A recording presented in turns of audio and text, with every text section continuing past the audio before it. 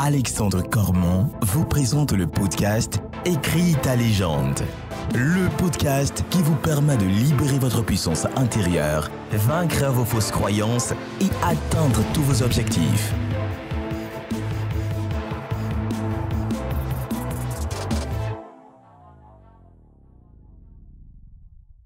Bonjour à toi et bienvenue dans le podcast Écris ta légende, le podcast qui est là pour t'aider à libérer ta puissance intérieure et à prendre confiance en toi. Aujourd'hui, j'ai une invitée très spéciale, Stéphanie Fiosonangai, qui est ancienne internationale de handball, championne de France, vice-championne du monde. Elle va nous transmettre son parcours à la fois de handballeuse professionnelle, mais également de maman. Salut Stéphanie, comment tu vas ? Ça va très bien, merci. Et toi ? Ça va très, très bien. Je te remercie d'avoir répondu à mon invitation. C'est vraiment un honneur pour moi d'avoir une personne comme toi sur ce podcast. Tu es la première femme interviewée. J'ai une communauté de personnes qui me suivent qui est plutôt féminine, donc je pense qu'elles vont vraiment apprécier cette interview.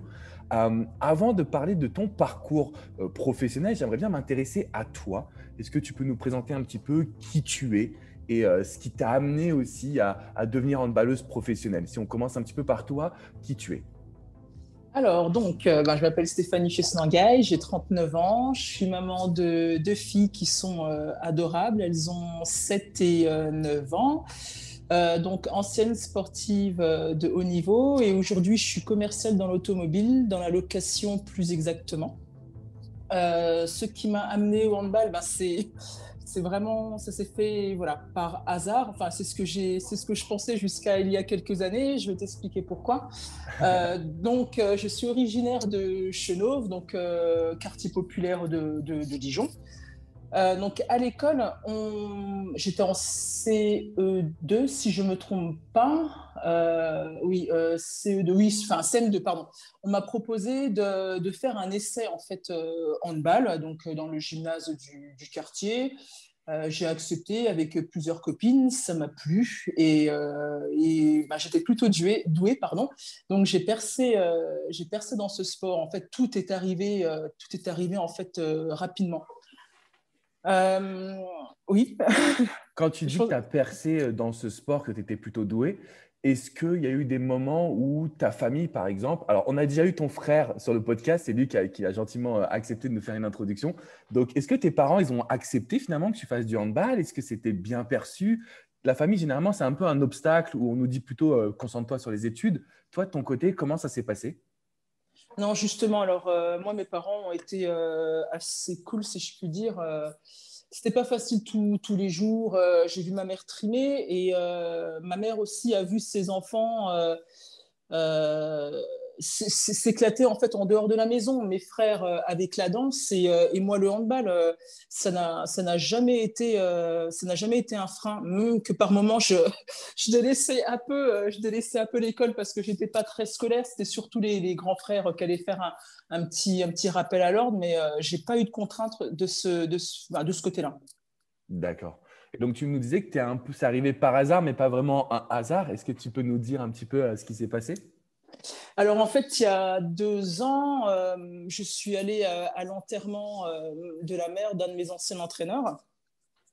Et, euh, la personne qui était venue récupérer des enfants à l'école avait entendu parler de moi, pardon, par ma maîtresse de l'époque. Elle lui a dit que dans sa classe, elle avait une grande black gauchère et peut-être que ce profil l'intéresserait. Et c'est vrai que quand on est dans un quartier, les choses, on va les faire à plusieurs. Donc, je pense qu'ils ont bien amené le truc en proposant à tous les élèves, enfin toutes les filles, en l'occurrence, d'essayer le handball, parce que toute seule, je ne sais pas si j'aurais pu le faire, ou non. Donc, c'est mon tout premier entraîneur qui m'a expliqué ça en fait à l'entraînement, qu'au départ, c'était moi qu'il voulait voir sur un terrain. Waouh! En fait, finalement, tu as été choisi un petit peu et C'est ça. Ok. Et du coup, tu avais un certain don. Tu as dit tout à l'heure que tu as été doué. Est-ce que tu penses que tu as un don pour le sport en général ou c'est le handball, le fait que peut-être que tu sois grande, que tu sois coordonnée, etc., qui a fait que tu sois forte d'une certaine façon? Très très bonne question parce que en fait ça me fait penser à ma fille, à ma grande qui à chaque fois que je lui fais essayer un sport, elle a des facilités. Je n'ai pas essayé beaucoup de sports. J'ai fait des stages en fait d'équitation avec la ville de Chenauve quand j'étais gamine que j'adorais. Et je ne dirais pas que j'étais douée, mais je me débrouillais pas mal.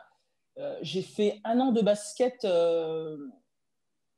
Oui, ça se passait aussi plutôt bien, mais j'avais déjà commencé le handball et ce manque en fait de contact me dérangeait. Et c'est vrai qu'au hand, c'est arrivé très vite. J'ai commencé le handball à 12 ans, et j'ai fait les premiers stages de zone. Il me semble que ça doit être vers 14-15 ans. J'ai enchaîné l'équipe de France jeune, junior, senior.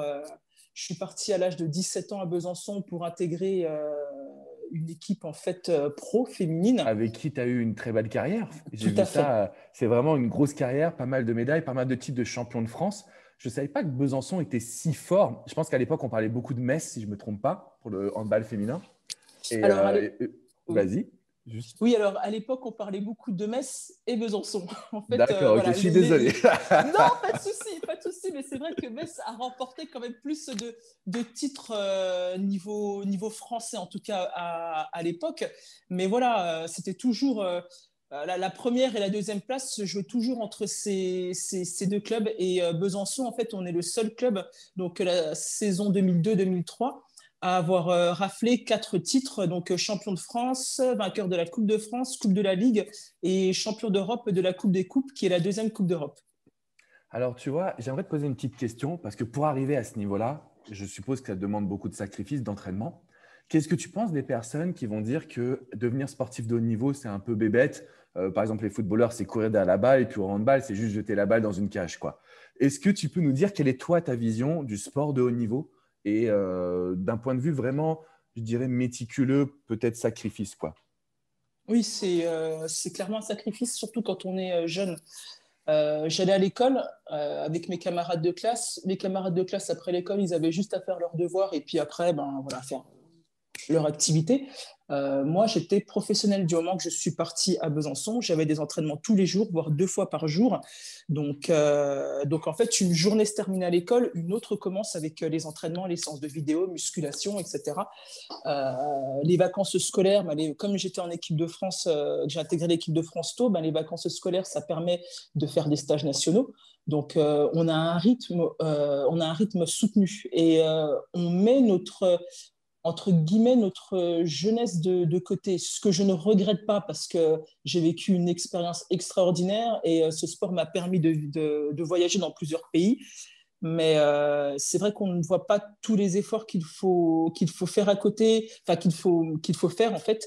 Et en grandissant aussi, moi j'ai eu des envies de maternité jeune, je ne pouvais pas parce que j'ai fait le choix de pousser ma carrière et de fonder une famille à la fin de ma carrière. Je savais que ça allait être très difficile de faire une coupure, de revenir après. Je ne me voyais pas comme certaines coéquipières, même si je respectais leur choix, partir en déplacement les week-ends, faire des stages, partir en équipe de France des semaines, voire un mois. Moi, les championnats du monde en Chine, on est parti un mois pour se préparer, pour s'habituer au décalage horaire, pour s'acclimater à la vie donc à la vie en Chine, aussi en termes de pollution, etc. Il a vraiment fallu un temps d'adaptation. Enfin, tout ça, moi qui suis très, très famille, je ne dis pas que mes coéquipiers ne le sont pas, mais c'était inconcevable. Et tous ces sacrifices, comme tu dis, tu n'as pas forcément de regrets dessus? Non, aucun. Honnêtement, aucun, parce que faire des enfants plus tôt, non, aujourd'hui, j'ai mes filles et je, voilà, j'en suis contente. Non, non, parce que j'ai vraiment vécu une expérience extraordinaire et qui n'est pas donnée à tout le monde. D'accord. Et est-ce que tu as peut-être un regret dans ta carrière, un choix de carrière, un choix personnel, quelque chose qui… Pas un regret, mais plutôt une chose que tu aurais aimé changer. Si on parle de, tu vois, d'un point que tu aimerais revivre, par exemple, refaire. Euh, je me suis régulièrement posé la question. Peut-être que j'aurais dû tenter l'expérience de jouer à l'étranger. Je n'ai jamais voulu parce que je ne me voyais pas m'éloigner de ma famille. joué à Besançon pendant 10 ans, c'était un bon deal, 100 km de Dijon, voilà, pas très loin de chez moi, je pouvais rentrer quand je voulais. Ça permettait aussi à ma famille de venir me voir jouer. Mais j'ai eu des contacts à Hypobank en Autriche, qui est un gros club, au Danemark également, et j'ai jamais voulu m'éloigner de ma famille. Et, je ne dis pas que c'est un regret, mais peut-être que j'aurais peut-être dû tenter ça. Après, mon plus gros regret, c'est de ne pas avoir fait les Jeux Olympiques. Parce que les Jeux Olympiques de Pékin, pour moi, je le touchais au bout du doigt et on est coupé du monde pendant 2 mois où on enchaîne 10, 15 jours de stage, 3 jours de repos en comptant les transports. On se prépare pour un seul objectif et ça a été très très dur. En fait, en fait, à la fin de chaque stage, la liste en fait des joueuses se réduit et donc moi, je n'ai pas été prise vraiment dans le dernier carré juste avant de partir à Pékin et ça a été très très dur à accepter parce qu'en plus je sentais que j'avais ma place. Donc le retour à la réalité a été très dur et mon seul et plus gros regret, c'est de ne pas avoir fait les JO. Et du coup, comment tu fais pour réagir? On reprend un petit peu. Donc, tu fais les qualifications pour justement intégrer l'équipe de France. Tu es intégré dans les premiers groupes, on va dire. Et puis, au fur et à mesure, l'entraîneur va faire ses choix pour sélectionner une équipe finale. Et à ce moment-là, malheureusement, il ne te sélectionne pas. Comment tu fais pour surmonter cette épreuve? Parce que psychologiquement, ça doit être un coup extrêmement dur quand même. Ça a été dur. Sachant que je laisse rien. Du moment que je sais, c'est ce ma mère nous a appris, du moment qu'on sort de la maison, un peu, il y a ce masque où on ne laisse rien paraître, on ne pleure pas devant les gens, etc. Et moi, j'en ai pleuré, j'en ai beaucoup, beaucoup, beaucoup pleuré chez moi. J'ai repris les entraînements en club parce que la vie en club continue peut-être une semaine après. Il a fallu plusieurs jours à la fin de chaque entraînement, j'allais pleurer. J'avais vraiment du mal à m'y remettre parce qu'en plus, les Jeux Olympiques, c'est une compétition qui est médiatisée. Même si on n'a pas envie de suivre, on allume la télé, on tombe sur les Jeux Olympiques. Donc, il a fallu que j'encaisse. Et après, j'ai un mental de gagnant. Donc, il m'a fallu peut-être, je dirais, 15 jours et après, ça repart. Il y a la préparation estivale avec le club, les tournois. Et donc, on s'y fait et on a envie de donner plus. On a envie de prouver. Par le championnat qu'on mérite. Oui, que j'avais encore le niveau, de l'équipe de France parce que j'étais vraiment sur la fin de ma carrière. C'était les Jeux de 2008 et j'ai arrêté le hand. Je me suis fait opérer du genou fin 2010. Et ma petite revanche, c'était de faire justement ces championnats du monde en Chine qui avaient lieu un an après. Donc, je me suis battue et j'ai été prise pour faire ces championnats du monde. Alors, c'est dingue parce que 2008, tu vis on va dire, cette douloureuse expérience. Tu te reprends en main, tu fonces. En fait, tu as fait finalement de on va pas parler d'échec, mais on va parler de douloureuse expérience. Tu en as fait une forte parce que 2009, là, tu deviens finaliste championnat du monde. C'est quand même assez dingue d'en arriver à ce niveau-là. Comment tu as vécu cette expérience justement en 2009? C'était génial.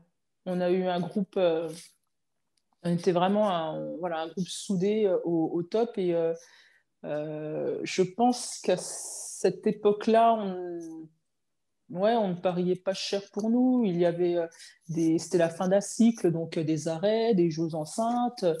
Et, il y a eu un groupe soudé et c'était pas facile tous les jours parce que voilà, en Chine, on a vécu un mois ensemble, mais on savait pourquoi on était là.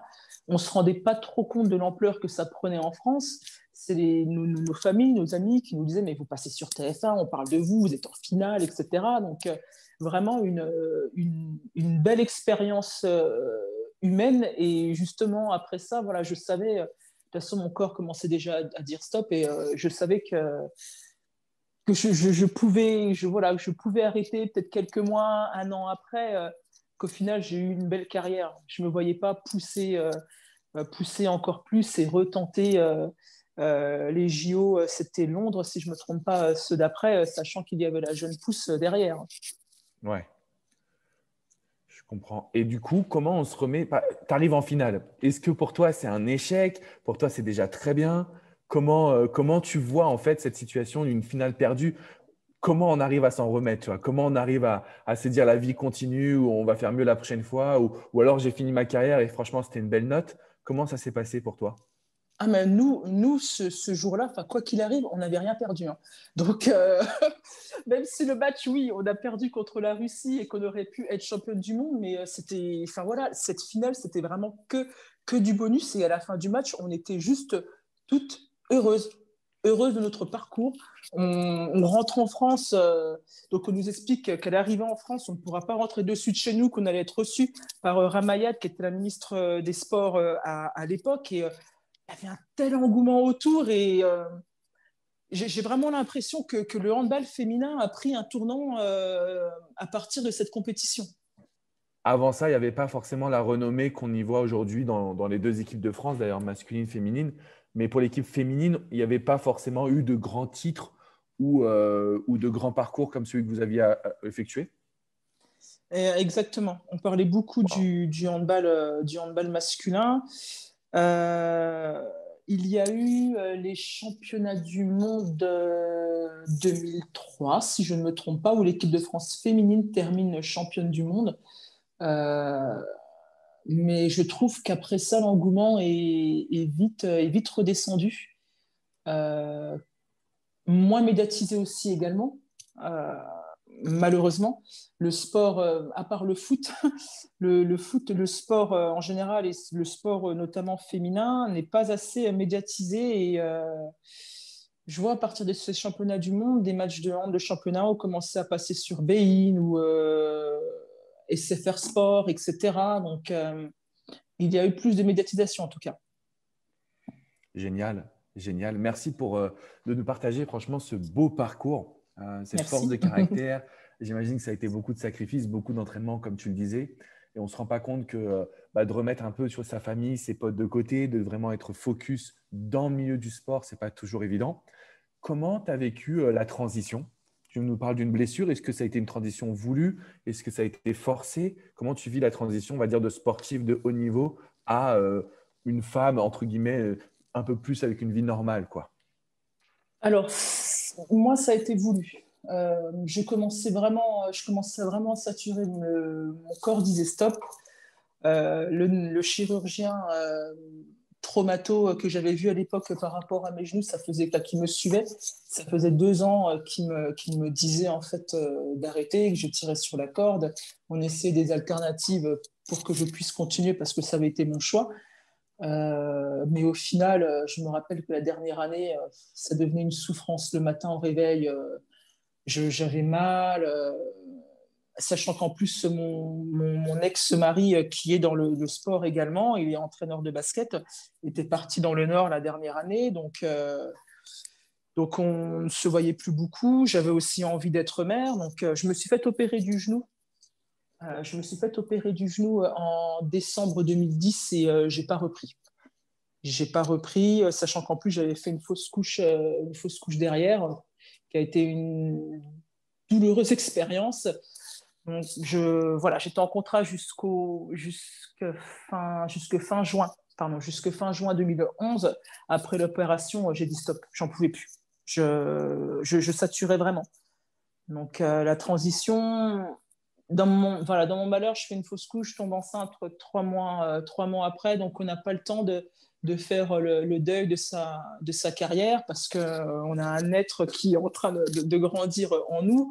En plus, ma fille avait quelques soucis cardio dans mon ventre, donc la grossesse, elle n'était pas évidente, donc j'ai pas eu le temps en fait de penser à tout ça, même de faire un jubilé ou autre. J'étais vraiment plus concentrée sur ce qui se passait, en fait, ce qu'il allait se passer devant moi et non, je ne regardais plus derrière. Quels étaient justement ces nouveaux objectifs dans ton esprit? Comment tu vois ton quotidien? Quels sont les objectifs que tu te fixes en fait dans cette nouvelle vie? Dans cette nouvelle vie, déjà, être une bonne mère, parce que c'est pas facile, on n'a pas de manuel d'emploi. Donc vraiment, jongler entre ma vie de maman et ma vie de femme, trouver un travail dans lequel je puisse m'épanouir comme au handball, même si forcément je sais que ce ne sont pas les mêmes sensations. Il n'y a pas l'adrénaline des matchs ou autre, mais je ne voulais pas faire un travail, y aller à reculons le matin. Et c'est vrai que je pense que la vie active, si je peux l'appeler comme ça, à un moment donné, m'a fait peur parce que je suis arrivée à Boulogne-sur-Mer, dans le nord de la France, avec ma fille pour rejoindre mon ex-conjoint. Donc, j'avais pas de travail. Boulogne-sur-Mer, plus grand port de pêche de France, mais à part ça, il n'y a pas, Pas grand-chose à faire. On n'a rien contre Boulogne-sur-Mer, mais c'est vrai qu'il n'y a pas grand-chose à faire. Voilà, Moi, exactement. je suis un grand fan de basket, donc je suis un peu tout ce qui se passe à ce niveau-là. Mais c'est vrai que Boulogne-sur-Mer, c'est une grosse ville à un peu de basket quand même. Mais c'est tout. Ça. Il n'y a pas grand-chose. Voilà, c'est exactement ça. Je ne pouvais même pas me servir de mon statut d'ex-sportif de haut niveau pour trouver un travail parce qu'on ne me connaissait pas. À Dijon, j'ai un nom, mais à Boulogne-sur-Mer, non. Donc dès que j'ai repris le travail, parce que j'ai enchaîné de grossesses, j'ai eu un bel imprévu. Quand ma grande a eu 9 mois, je suis retombée enceinte. Donc, je me suis vraiment focalisée sur mes enfants pendant quasiment 2 ans. Dès que j'ai voulu reprendre le travail, j'ai frappé à toutes les portes. J'avais mes CV, des lettres de motivation, et j'allais les déposer dans les entreprises qui m'intéressaient. J'ai fait ça pendant un moment. J'ai enchaîné des petits boulots chez Decathlon et Foot Locker. Chez Foot Locker, je me suis éclatée parce que j'avais fait un BTS action commerciale quand j'étais à Besançon. Donc, moi, j'aime vendre, mais quand je pars du principe que je rends service aux clients. Mon BTS, j'avais fait dans le sponsoring dans le handball. Donc, le fait, autant Decathlon, c'est plus de la mise en rayon, mais Foot Locker, il y a une partie conseil, échange. C'est une équipe jeune et dynamique. Et du coup, je retrouvais un peu ce que j'avais dans le handball, l'esprit d'équipe. Et on se motive ensemble, on se charrie. Il y a quand même l'objectif. Donc voilà, c'était pas mal jusqu'à ce que je rentre chez Europe Car France. Un poste de chargé de clientèle. Donc, tout nouveau pour moi, avec des objectifs. J'ai pris des cours du soir, des cours d'anglais à côté parce que on n'était pas loin de la Hollande, pas loin de l'Angleterre. Donc, il y a quand même des touristes étrangers qui viennent à Boulogne, je tiens à le préciser. Donc, l'anglais était indispensable, sachant que le logiciel était en anglais. Steph, j'ai une question pour toi. Quand je t'écoute, je me dis, mais comment tu fais pour toujours faire le petit plus? C'est-à-dire qu'on pourrait se dire, bon, je n'ai pas de travail, ok, je vais déposer un CV de temps en temps. Mais j'ai la sensation que toi, tu vas non seulement passer à l'action, mais aussi viser une forme d'excellence. Parce que pareil, les cours d'anglais, tu n'es pas obligé. Est-ce que tu penses que ça fait partie de ta nature ou que ça se travaille, cette recherche un peu d'excellence? Je pense que ça fait partie de ma nature et au final, on est tous pareils dans la famille. Je vois Stéphane qui a percé, qui vit le rêve américain. Mes frères, mes grands frères qui sont partis de rien. Des danseurs hip-hop, je les voyais s'entraîner dans des cages d'escalier. Maintenant, aujourd'hui, ils ont une école de danse qui est réputée, où ils ont plus de 400 adhérents. Donc, j'ai vu ma mère trimer, mais vraiment, on a tous ce tempérament-là dans la famille et je ne me vois pas. Oui, pardon? Est-ce que tu penses que ça se travaille pour quelqu'un qui n'aurait pas vu ça, qui n'aurait pas vu ses parents trimer, ses grands frères réussir? Est-ce que tu crois qu'il y a un moyen, une astuce qui permet de se dire, je vais repousser mes limites? Une astuce, je ne sais pas, mais je pars du principe que quand on veut, on peut.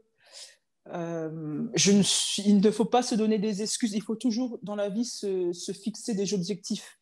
Même des objectifs qui peuvent nous paraître irréalisables, mais au moins, on se donnera les moyens d'y arriver, ou en tout cas de s'en approcher. Et quand on regarde derrière soi, on se dit, ah oui, j'ai quand même fait du chemin. C'est mon grand frère, il n'y a pas si longtemps que ça, qui me disait, parce que j'échange beaucoup avec un de mes grands frères, qui me disait, bah, je suis fier de toi parce que tu as vécu euh, tu as vécu dans la lumière avec le handball. Il m'a vu plus bas quand je suis rentrée sur Dijon après ma séparation.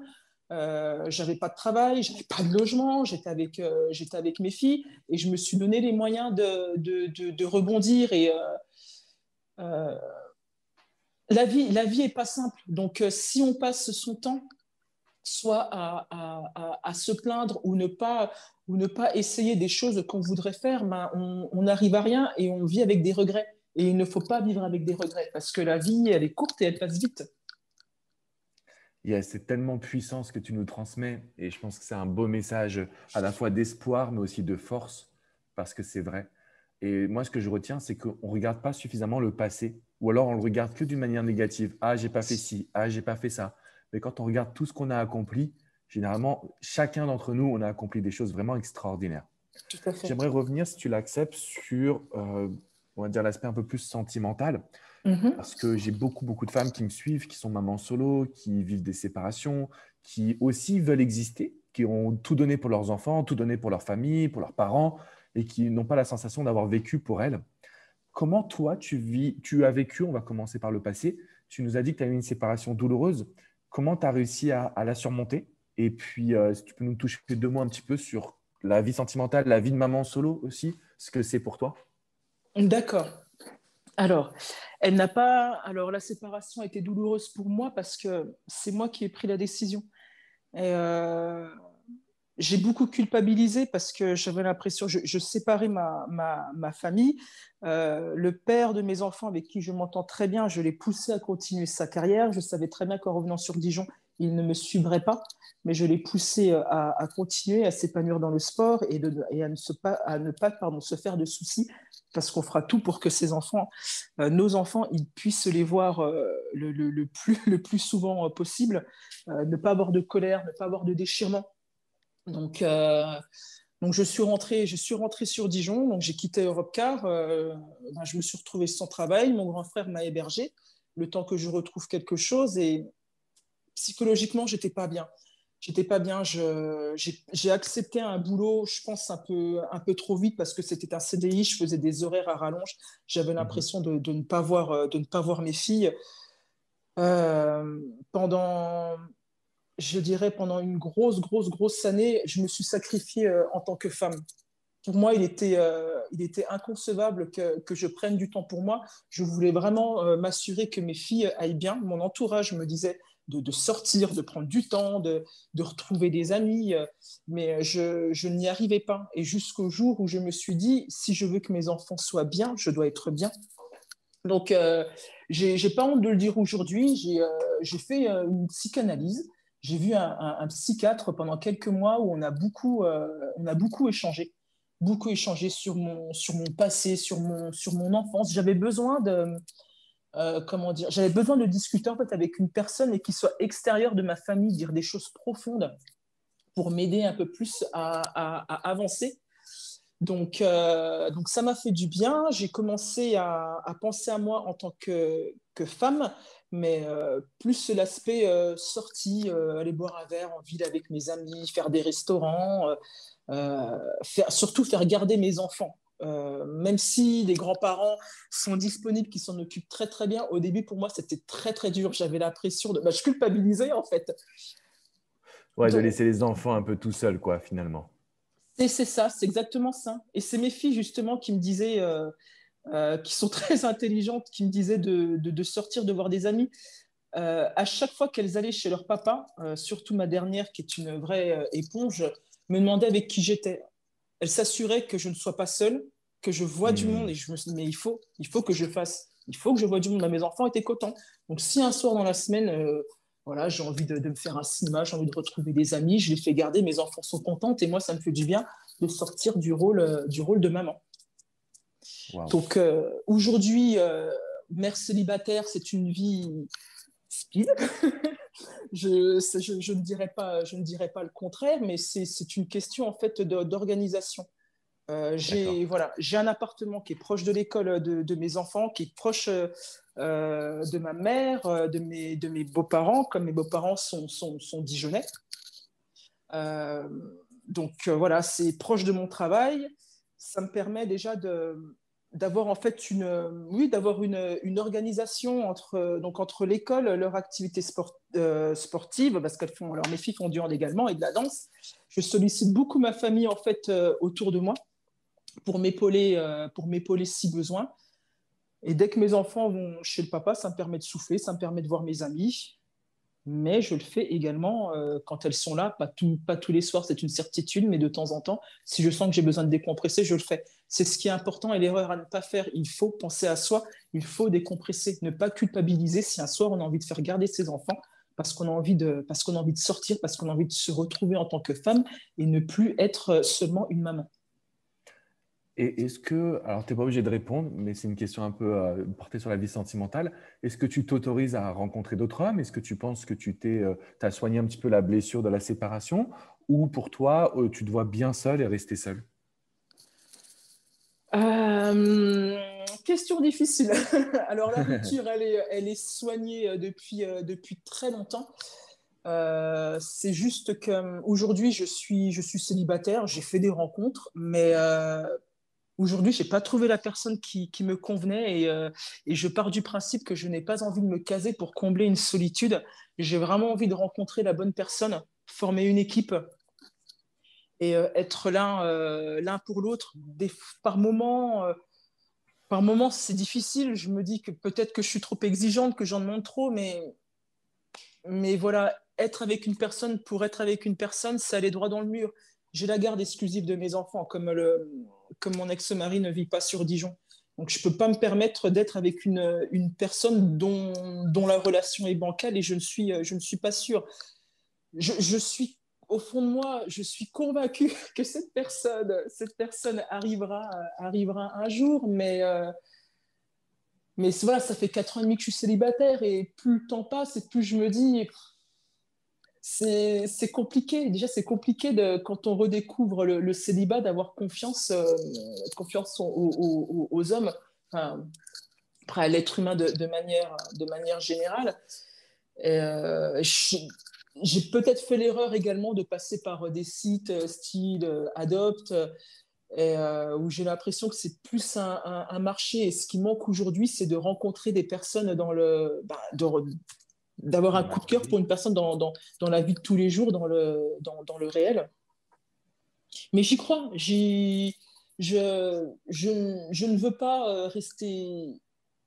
Non, je ne veux pas être la célibataire endurcie en disant voilà, je suis mieux comme ça avec mes enfants. C'est juste que je ne veux pas... Tu vas aller vers une vraie histoire, quoi. Voilà, c'est tout à fait ça. J'ai rencontré des hommes, j'ai profité et le jour où une personne rencontrera mes enfants, c'est que ça sera la bonne. Merci en tout cas pour ton partage, Steph. J'ai encore quelques petites questions, mais je voulais absolument te remercier parce que ce qui me touche, c'est ton humilité, ta gentillesse, ton authenticité. C'est pas tous les jours que je peux parler à une vice-championne du monde quand même. Moi, je suis là comme un enfant, tu vois. C'est gentil. Franchement, et ton humilité, tout le discours que tu nous transmets, tous les conseils, ça, je pense que ça s'adresse à tout le monde, à la fois homme comme femme, peu importe notre âge, peu importe ce qu'on aime. C'est la puissance que tu nous transmets, cette humilité, cette idée qu'on peut rebondir aussi de chaque obstacle, de chaque épreuve. La question que je voulais te poser, il y en a 3 que j'aimerais te poser. La première, c'est qu'est-ce qu'on peut te souhaiter? Sous-entendu, quels sont aujourd'hui peut-être tes projets de vie? Comment tu vois ton avenir et qu'est-ce qu'on peut te souhaiter de meilleur en fait? Alors, en projet de vie, point de vue professionnel, je cherche à changer de travail. Parce qu'avec le Covid, je suis au chômage partiel. Je n'ai pas travaillé en fait depuis mars dernier. Avant le confinement, j'ai chopé le coronavirus au travail et comme je suis asthmatique, j'ai un peu galéré. J'ai même été hospitalisée. Wow. Donc après ça, premier confinement, deuxième confinement, donc ça n'a pas réouvert depuis. On est censé reprendre le 1er mars, donc ça fera 1 an. Même avant cela, le coronavirus, j'avais envie de voir ce qui se fait ailleurs. Donc, professionnellement, j'ai vraiment envie de trouver un autre travail où je m'épanouirais. Est-ce que tu n'irais pas dans le milieu du handball d'ailleurs? Parce que c'est marrant que tu as coupé tout avec le milieu du sport en fait. On me l'a souvent dit. Pourquoi ne pas retourner dans le sport? En fait, le handball, j'ai commencé tôt. J'ai commencé le handball à 12 ans, à 15 ans. J'étais déjà dans le milieu professionnel. J'ai arrêté le handball à 30 ans. Et je savais très bien que le jour où j'arrêterais le handball, ça serait derrière moi. J'ai pas envie de me tourner vers le coaching. Déjà, je suis trop exigeante. Je le suis avec moi-même, je le suis avec les autres. Je pense que je manquerai un peu de patience. Voilà, et ça, exactement. Donc, déjà, rien que d'aller voir mes filles, je suis allée, avant le deuxième confinement, je suis allée voir ma grande jouer, faire son premier match. J'étais super fière. Ouais, de handball. Oui, elle a choisi le handball et je ne les ai pas forcés. Hein. La petite histoire, c'est que mes filles, je ne leur ai jamais parlé de mon sport. Ça a toujours été leur père parce que je ne voulais pas qu'elles fassent du handball pour me faire plaisir. Je veux qu'elles touchent à tout. Donc voilà, j'étais super fière, mais je veux donner beaucoup de conseils à la fin du match. Donc, non, le sport, ça ne m'intéresse pas. Moi, ce que j'aime vraiment, c'est, comme j'ai dit tout à l'heure, c'est vendre. C'est vendre. J'aime le contact humain, j'aime le relationnel, même si on l'a dans le sport également. Mais je suis vraiment, pour moi, je suis plus douée dans le métier de commercial. Et un bon joueur ne fait pas forcément un bon entraîneur. Ouais, ça, c'est ce qu'on voit généralement. Et c'est deux métiers qui sont complètement différents. Tout Alors, à fait. deuxième question, justement, on rebondit par rapport à tes filles. J'aimerais bien savoir quelle est peut-être la devise, la phrase ou le mot que tu leur répètes constamment pour justement les aider à s'épanouir, à avoir confiance en elles. Tu vois, la petite phrase qui fait toute la différence. Est-ce que tu en as une ou pas que tu leur répètes ou un petit mot? Alors, pour ma grande, je parle souvent de ma grande parce que ma dernière, alors je ne sais pas comment ça se passera à l'adolescence, mais c'est vraiment la fille parfaite. Je ne sais pas combien de temps ça va durer, mais par exemple, par rapport à ses devoirs, elle n'a pas besoin d'aide.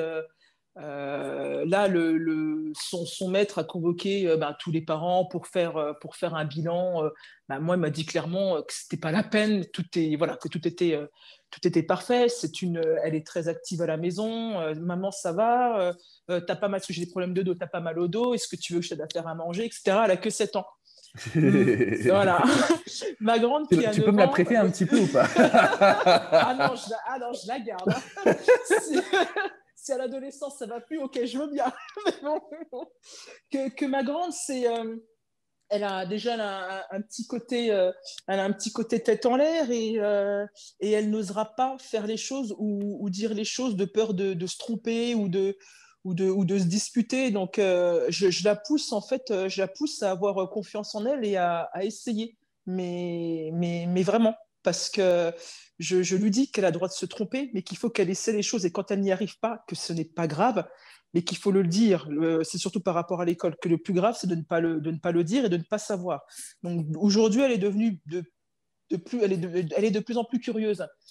Mais une phrase que je leur répète jamais, jamais, non, très très très souvent, pardon, c'est que je les aime quoi qu'il arrive, je les aime et qu'elles peuvent tout me dire. Et surtout qu'elles ne mentent pas parce que les enfants à leur âge, ils vont avoir une facilité à mentir de peur de se faire gronder ou non. Donc moi je leur explique que oui, il y a des fois où je les gronde, où je suis pas contente, mais que ce sont mes filles, que je les aimerai toujours et que je les protège. C'est très puissant ce que tu nous transmets. D'ailleurs, merci encore une fois pour ça. Dernière question que je voulais te poser. Je sais que tu es engagé dans une association. Est-ce que tu peux nous en toucher 2 mots? Est-ce que tu peux nous parler de cette association et puis nous transmettre toutes les informations nécessaires pour qu'on soutienne également cette cause?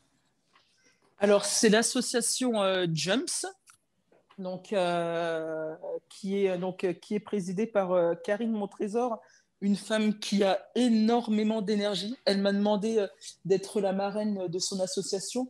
Au final, après coup, quand je suis sortie du rendez-vous avec elle, je me suis dit, mais elle ne m'a pas laissé le choix. En fait. Mais elle a une telle énergie. Moi, voilà, ça faisait 8 ans que j'étais sortie du milieu du hand, du sport. Je m'étais un peu effacée et elle me passe un coup de fil, on se rencontre. Tu te rends pas compte, tu as des choses à dire, tu as un modèle pour les jeunes parce qu'elle organisait en fait son premier congrès. qui était la discrimination dans le sport. Pardon, je vais resituer les choses. Donc, en fait, l'association Jump, c'est vraiment rendre accessible le sport de haut niveau pour tous. Donc, c'est permettre, en gros, aux jeunes sportifs de classe moyenne, de quartiers populaires, avec des moyens financiers limités, de pouvoir exceller dans le sport. Ça touche plus le sport individuel. Moi, par exemple, le sport co, je n'ai pas ce souci-là quand on part en déplacement, quand on partait jeune. Enfin, voilà, il y avait des minibus, etc. Une personne qui veut faire de l'équitation ou, par exemple, un boxeur, s'il doit aller sur un événement, il doit se débrouiller pour payer le déplacement, payer la chambre d'hôtel et l'inscription en plus à l'événement. Donc, c'est vraiment en fait récolter des moyens, des moyens financiers pour pouvoir en fait aider ces jeunes-là. Donc, le premier événement, c'était la discrimination dans le sport de haut niveau, pardon, accessible à tous. Donc, point d'interrogation. Et donc, elle m'avait demandé de venir à cet événement-là et en discutant avec elle, elle me dit non, mais je veux que tu sois la marraine de l'association. Je dis mais ouais, pourquoi moi? Ça fait longtemps que j'ai arrêté. Je comprenais pas trop, mais elle me dit mais Stéphanie, tu as des choses à dire. Et voilà, il se passe ce premier congrès. Ça s'est super bien passé, un petit peu stressé parce que voilà, parler en public, moi, ça fait longtemps que je ne l'ai plus fait. Voilà, juste parler en fait avec toute sincérité de mon expérience. Donc après cela, il y a eu le deuxième congrès avant le deuxième confinement. Donc c'était le sexisme dans le sport ou dans la vie professionnelle. Donc toujours pareil, j'ai assisté également à cet événement-là et je suis un peu, on va dire, je ne vais pas dire la tête d'affiche, c'est plus Karine Montrésor qui va courir à gauche, à droite pour, voilà, pour essayer de récolter de l'argent. Moi, ça va être plus réseaux sociaux. Là, je commence à réactiver mon réseau, un petit peu plus partagé pour faire parler de cette association. Est-ce que tu peux nous partager justement les réseaux sociaux de l'association, les tiens, pour pouvoir continuer à apprendre de toi, continuer à te suivre? Est-ce que tu peux nous les partager? Alors, oui, bien sûr. Déjà, moi, mon Facebook, c'est Stéphi Y Fio, donc je le fais Snangaï, donc c'est Fio. La même chose sur mon Instagram. Après, mon Instagram, je publie un petit peu moins, mais c'est surtout, je passe surtout via Facebook. L'association Jumps, c'est facile. Vous tapez en fait sur Facebook Association Jumps, donc avec un S, je tiens à préciser.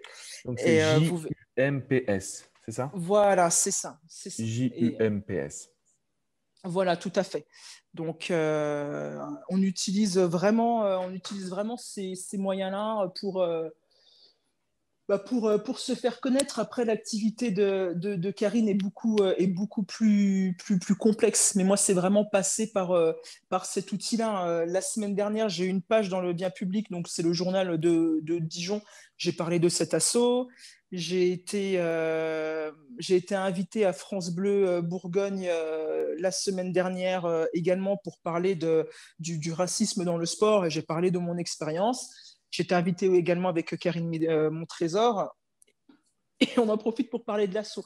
En gros, c'est vraiment utiliser, moi, mon but, c'est d'utiliser tous les supports possibles pour parler de l'association. Et là, Karine, elle a bien compris qu'au début, j'étais un peu, c'est pas que j'étais réticente, mais j'avais peur de ne pas être à ma place.